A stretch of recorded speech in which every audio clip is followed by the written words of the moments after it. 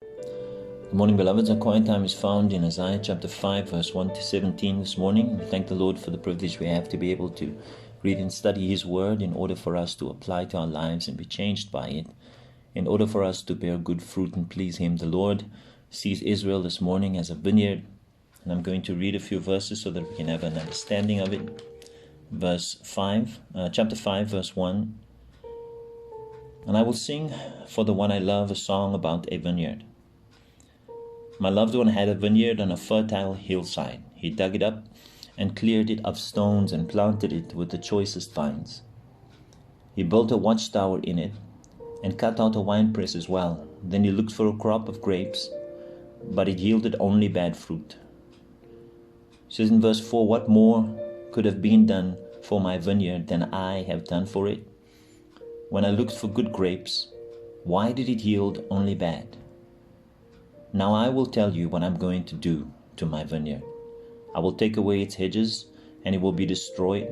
I will break down its walls, and it will be trampled.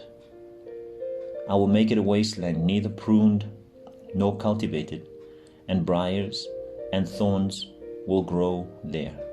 I will command the clouds not to rain on it. The vineyard of the Lord Almighty is the house of Israel, and the men of Judah are the garden of His delight.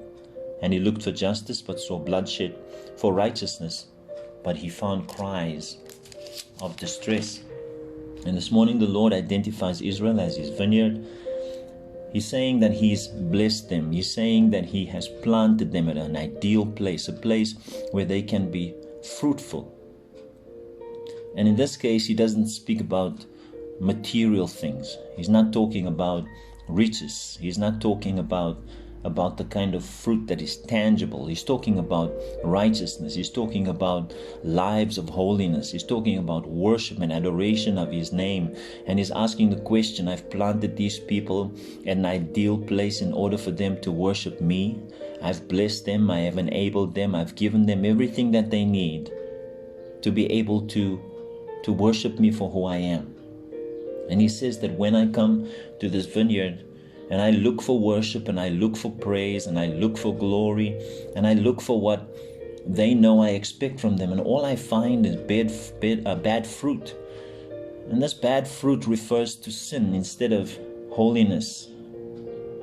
And the Lord is saying, I will take away their protection. I will take away their maintenance. I won't cultivate anymore. I won't clean up the place anymore. I will remove the walls, and they will be destroyed, and weeds will grow among them. And the Lord says that I will be exalted and I will be lifted up. I myself, I am a holy and righteous God. He says in verse 13, therefore my people will go into exile for the lack of understanding. The men of rank will die of hunger, and their masses will be parched. He says that these people, in verse 12, he says, they have harps and lyres at their banquets, tambourines and flutes and wine. But they have no regard for the deeds of the Lord, no respect for the work of His hands. The deeds of the Lord, in the sense that the Lord has worked with them, the Lord has provided for them. The Lord has shown His glory and shown His greatness in meeting their needs. But yet they are indulgent, yet they busy themselves with anything but glorify God. And therefore this morning the Lord is looking for something from us. Our tangible things and the blessings that we have is not what He's asking for this morning. He's asking for our lives. He's asking for worship. He's asking for total devotion to Him. He's asking for us to give Him glory. Whatever He's given us is given to us so that we will glorify Him. He's given us our lives so that we will glorify Him. And this morning, may the Lord, when He comes to us as His vineyard, may He find good fruit and not be disappointed at what we produce. God bless.